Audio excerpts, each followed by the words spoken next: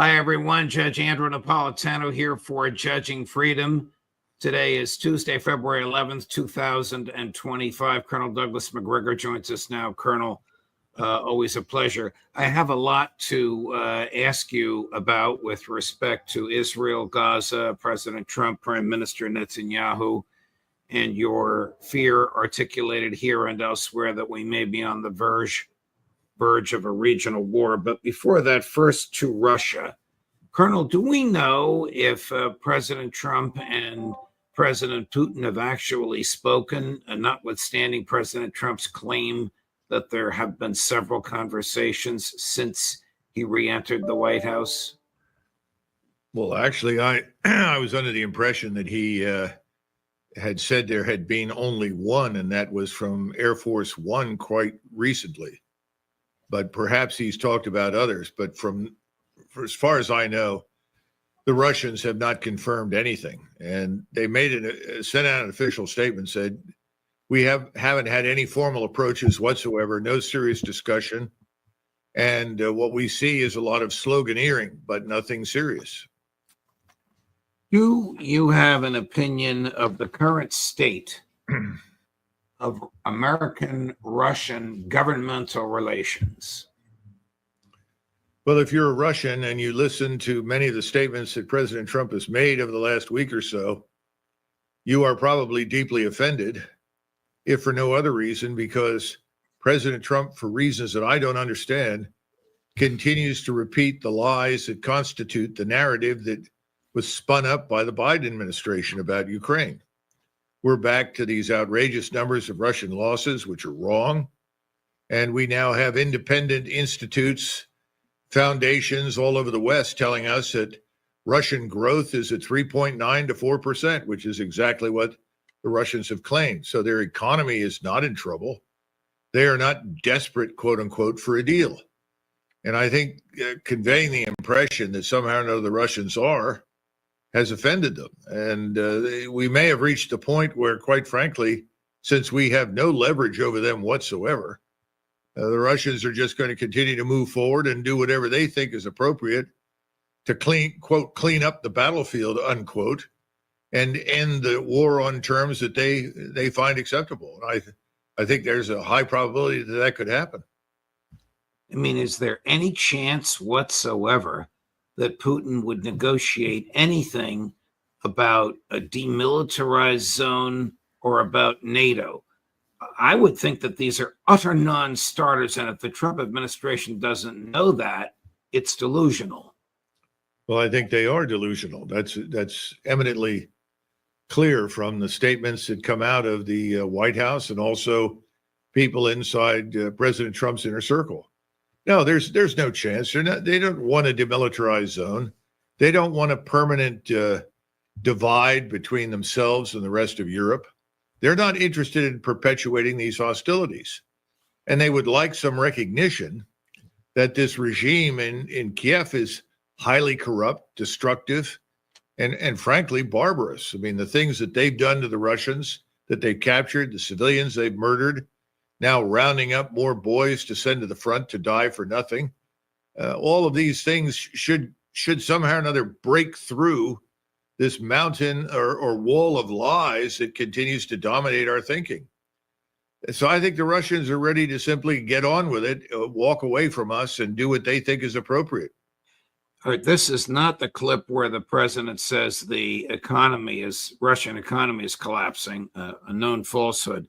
But this is his last statement saying we're talking to both sides. Chris, cut number 6. Sir, can you tell us about your conversation with Vladimir Putin? I don't want to do that now. No, we're trying to end that war. It's a war that would have never happened if I were president. Would have never happened. But we're making progress, but I can't tell you. On Putin again, you realize if you don't clarify that, everyone's going to assume you're talking to President Putin regularly. Well, they can assume that. So is it safe? It makes sense. Well, I don't want to talk about it. And if we are talking, I don't want to tell you about the conversation. It's too early. But I do believe we're making progress. We want to stop the Ukraine-Russia war. And I want to stop it just because I hate to see all these young people being killed. The soldiers are being killed. by the hundreds of thousands. So you're starting to put together a plan for like a peace formula or some sort of resolution? We're talking to both sides. Well, I guess he's talking to somebody if they're talking to both sides. I mean, maybe Secretary Rubio is talking to Foreign Minister Lavrov, or maybe Mike Waltz is speaking with, I don't know the name of, his opposite number in the Kremlin. It's hard to tell. First of all, the good news is President Trump has expressed the right sentiments. But I think there has to be a recognition on his part, which is not yet there, that frankly, we're not going to impose anything on the Russians. There is this supposition that Russia has to accept something that we create. And in reality, that's not the case, which is why continually now for weeks, whenever I've been on your show and others, I've said suspend the military aid immediately, withdraw all U.S. personnel, Right. civilian, military, otherwise, and then offer to host a conference involving the people that border Ukraine and Russia and sort through this and come up with a neutrality document with which everybody can live. Well, I just don't think we have this important role to play. Now, on the other hand, what the Russians would like to talk to us about is a larger security architecture for Europe. They would like to get past all this hostility, come up with a solution that guarantees the security of everybody, themselves and the Europeans. And we could participate in that, and we could close, quote unquote, a deal with the Russians. And given the fact that President Trump, I know, wants to reduce our troop presence in Europe, he wants to reduce our profile overseas, he ought to grab at that particular opportunity, because that's the answer to one of his preferred questions, which is, why are we still there 70 years, 80 years later? Right. Well, we don't need to be. So let's talk to the Russians about the larger security question. I don't know why that hasn't happened, but the people around him are clearly not providing him with an accurate picture of the battlefield in Ukraine, other than to point out, yeah, hundreds of thousands of people are being killed. Right now, those are Ukrainians. Russian losses are minuscule compared with what they were over the last 3 years. That's because the Ukrainian military has collapsed. Didn't you know that from talking to Larry Johnson and Scott Ritter and others? Right. This is not a secret. Here is my fear, and I want to transfer over to Israel in a moment. My fear is that there's nobody around him that thinks the way you do. My fear is that he's surrounded by people that enable his worst impulses and give him inaccurate information. And you and I have heard him, the world has heard him, articulate information that is so inaccurate as to be insulting. Well, there's a reason I'm not there, Judge, and that's the end of it. And until the president changes his mind or he becomes dissatisfied with the people that are serving him and discovers they're not serving him, then nothing will change. What has been the geopolitical effect of Trump's off-the-wall proposal for the United States to purchase and own the Gaza Strip?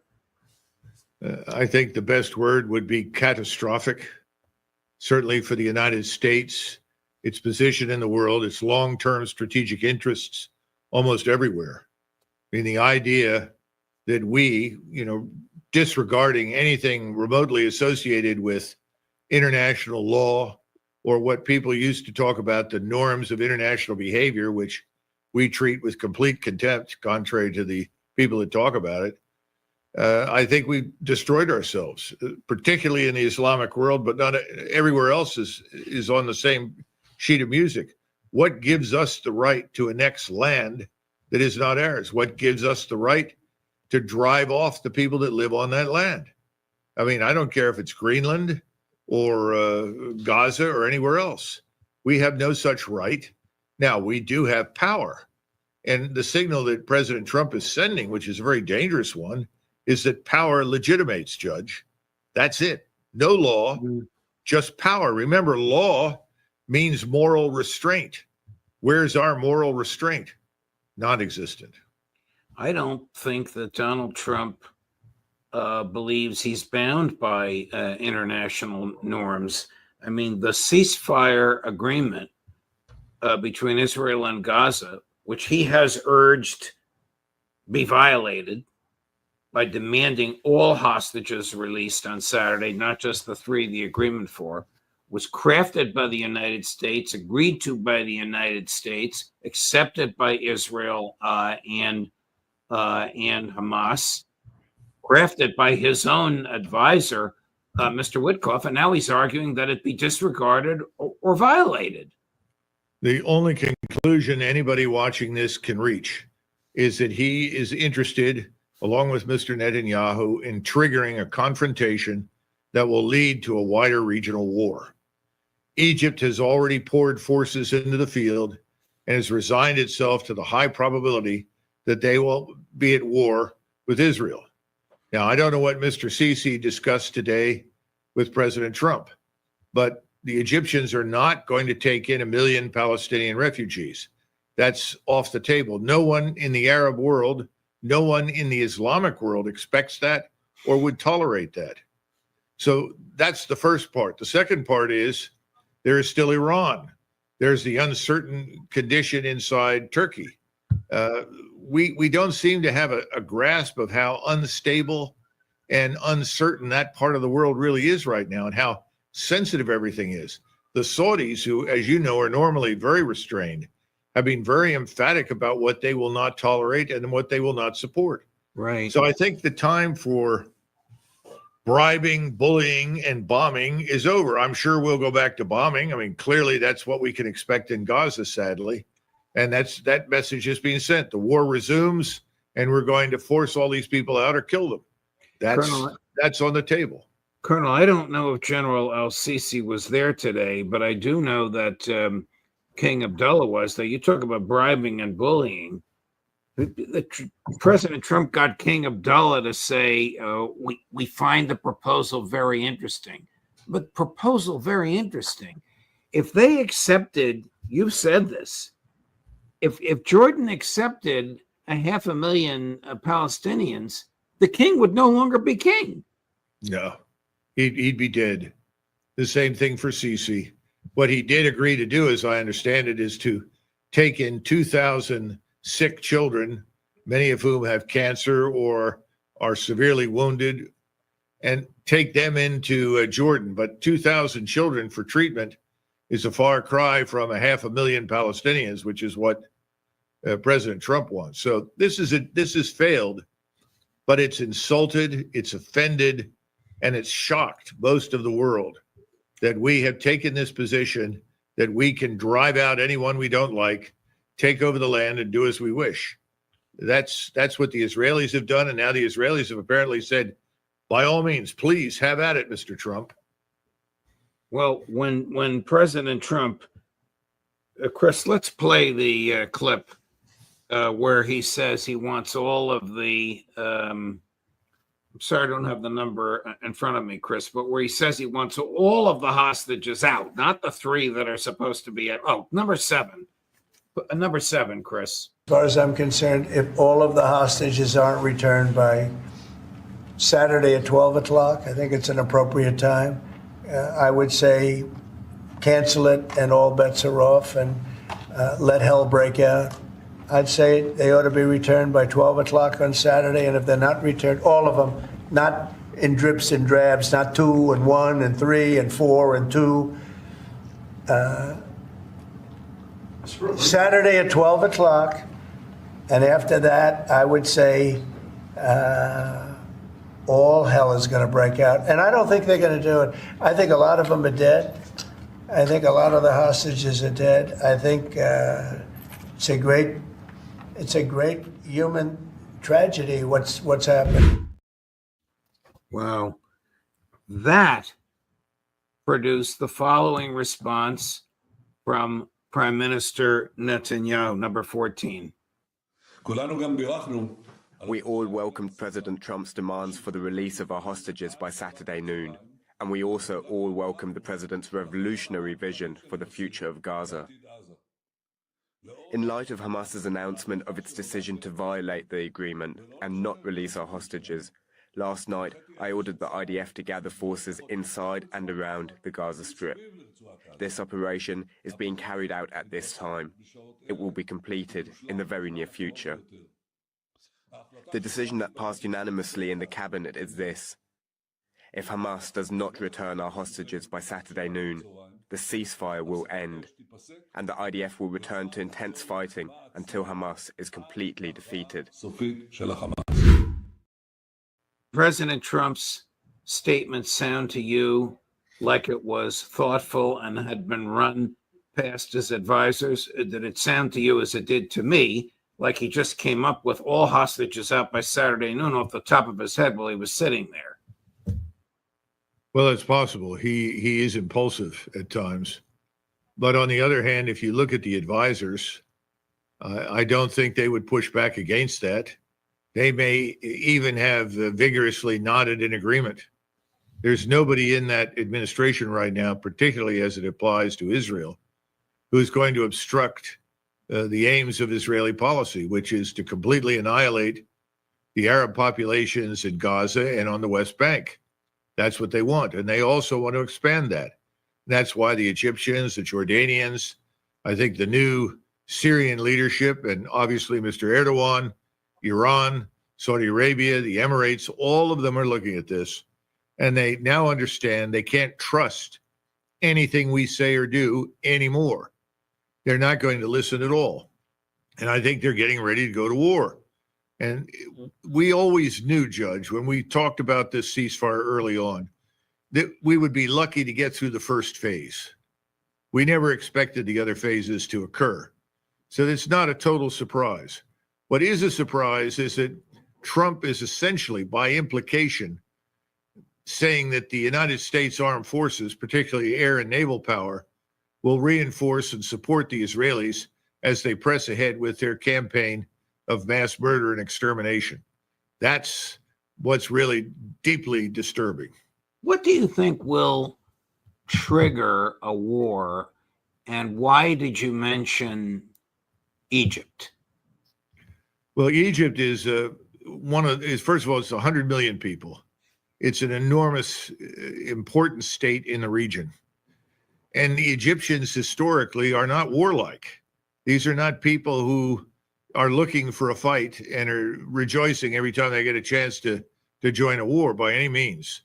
And they have held back and exercised restraint and put up with Blinken's visits, during which Blinken simply repeated Netanyahu's talking points. They did all of this expecting, or hoping at least, that President Trump would come in and there would be a new path forward that would not involve this sort of unconditional obedience to Netanyahu and his Greater Israel plan. Those hopes have been dashed and destroyed. Sisi, for a long time now, has been under threat for removal. You've got several forces in that country competing for power, but perhaps the most important outside of the army is the Muslim Brotherhood. And the Muslim Brotherhood would like nothing more but to remove Sisi and take over that country, in which case Egypt then would be an Islamist state. And it would be aligned with not only Mr. Erdogan, who's the leader of the Muslim Brotherhood in the region, but with everybody who is opposed to Israel and wants to destroy it. So I think the loss of the loss of Egypt as this bulwark against radicalism is very, very serious and should be taken seriously. Now, if President Trump is going to try and bully or cajole General al-Sisi to take 500,000 Palestinians, he does not understand what you just articulated, nor will he hear it from his advisors. I'm sorry to be returning to that same theme. Well, maybe, but maybe he doesn't believe that. You know, we have to understand something. If you go back through history and you look at leaders of great powers, much like Donald Trump, they have a bad habit of overestimating their own capabilities, underestimating the capabilities of other potential adversaries, and exceeding the limits of their power. I think right now that is exactly what President Trump is doing. He's dangerously exceeding the limits of American power and influence. And he's doing it in a way that is very harmful to us. Set Israel aside right now. I'm talking about Israel.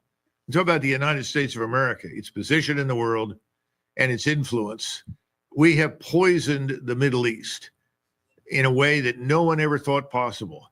And we'll see oil go to $90, $100 a barrel overnight if things fall apart, as I think they will. As soon as the fighting begins, we'll watch our stock market crash and we'll see our own economy suffer. And people are all going to stand around in the United States who are not paying any attention to any of this and say, well, what happened? What happened? And you try to explain to them that Donald Trump underestimated and overreached, and now we're in a lot of trouble. They're not going to believe it because Trump has conveyed the impression that we are all powerful. The Arabs are essentially sheep who can be herded in whatever direction he and Mr. Netanyahu want to drive them, and no one in the world cares. No one in the world is interested. There was a short statement he made in a conversation, I think it was in the Oval Office. Somebody said, well, Saudi Arabia has objected to this or that or something, and then he said, well, it doesn't matter. All right, we'll do it ourselves. I mean, this kind of attitude is dangerous to our long-term interests. And then you have Russia and China and India and a host of other countries who are watching from the sidelines. And if anybody thinks they're all going to sit quietly and let us support the Israelis, bludgeon people in the Middle East that the Israelis don't like, they're very much mistaken. If Israel and Egypt are at war, do you expect the United States would become involved? Absolutely. How could we not become involved? We are obligated, for all intents and purposes, thanks to Mr. Trump, to support the Israelis in whatever they do. And the Egyptians, they field a very large force. It's vulnerable to air power because their air and missile defenses are not all that sophisticated. But if you add us to the equation, whatever is in the Sinai could be taken under fire by us very quickly and largely annihilated. Now, it may be that the Egyptians have grown more professional and sharper lately, and they may close the distance between themselves and the Israelis, which is what you should do. You should lean in to your enemy's strategic firepower. I don't know. It's dangerous. It's very dangerous. We haven't even talked about Jordan. Jordan could erupt overnight. And if the 11.2 million Palestinians are suddenly able to arm themselves, it's going to take a lot of effort to keep them from overrunning Israel. We haven't even talked about the Turks. And you remember a few weeks ago, this crowd of young Turks was yelling at the top of their lungs, take us to Jerusalem, take us to Jerusalem. And finally, Mr. Erdogan calmed everyone down and said, stop. And then he said, patience will deliver victory. He didn't say no. He didn't say we're not going. He said patience will deliver victory. Do you think that Donald Trump has a vision of American empire and it can be extended? Well, apparently he has a vision of unrestricted commitment to whatever Israel wants to do. That much we see, because otherwise he continues to give evidence for being interested in disengaging from this thing we call the empire. He said that before about Europe. He feels that way about Asia. I know he does. He's expressed it. Now, the Middle East is obviously different as far as he's concerned. Israel is different. And I also don't think he understands that Israel is viewed within the framework of the entire region by everybody who lives there as an artificial construct. It is not a natural development. It's something that was implanted under the British Empire and has never fully assimilated and never tried to assimilate in any way, shape, or form into the region. If you look at that and then you look at what's been going on right now, it is impossible to think that we will avoid between now and March at some point a major regional war that will inevitably bring everybody in. You say March. You mean the next month? March is 2.5 weeks away. Yes. I think these meetings that are being held now are very important.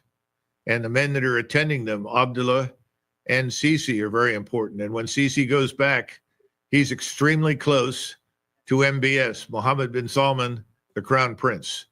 And he will report in great detail what he hears, what is offered, and what is rejected. And I think at that point, there will be some decisions made by the Emirates as well as Saudi Arabia that will affect everybody in the region. And we will find that we are up against an alliance that is finally coalesced across the whole place. Eventually, we have the war with Iran. And the Iranians are now walking around in despair because they've concluded that whatever they hoped might work with Trump won't. I mean, the champagne bottles are popping in Washington and I think in Israel because they think they finally turned a corner and that this war for Jewish supremacy is going to be won and ultimately they will rule over the region. I don't. I think it hasn't even begun yet and it's not going to end well for anybody. Colonel Macgregor, thank you very much. As gloomy as all of this is, your analysis is deeply, deeply appreciated. I wish it could make its way into the Oval Office. I know somebody there watches this program. Perhaps whoever it is will say to the man in the Oval Office, would you listen to Doug Macgregor for a little while? Judge, I'm not I don't saying that to flatter you. We are dear friends, but your analysis needs to be heard in that way. Well, you know, Judge, the other part of this, and Steve Bannon made a comment along these lines. He's won this election. He has set in motion several important forces inside our country. That's where we need to focus right now. We're trying to recover from disastrous policies inside our own country over the last 4+ years. Indeed. That's where he needs to focus. He'll put all of that at risk if he is distracted by these wars. And we cannot view what happens in Ukraine as completely distant and unconnected to what's going on in the Middle East. The opportunity to reach good agreements for a future security architecture in Europe would be a wonderful foundation for something other than Armageddon in the Middle East. But we're not getting that. And that's why I'm worried about the Armageddon outcome. The other thing is that I think we need to understand that presidents usually get the advice they want. I have to be blunt about that. Yes, yes. You know, so just because, you know, we think we're right or you do, and, you know, both of us, was a very strong Trump supporter. I still am. But it doesn't make any difference. He's made his mind up. He's committed to a certain group of people that are in charge. And he's now theirs. And they are guiding him down this path, and he thinks it's a righteous one. Colonel, thank you very much, my dear friend. Sure. Deeply appreciated. We look forward to seeing you next week. All the best. Right. Thanks. Sure. Wow.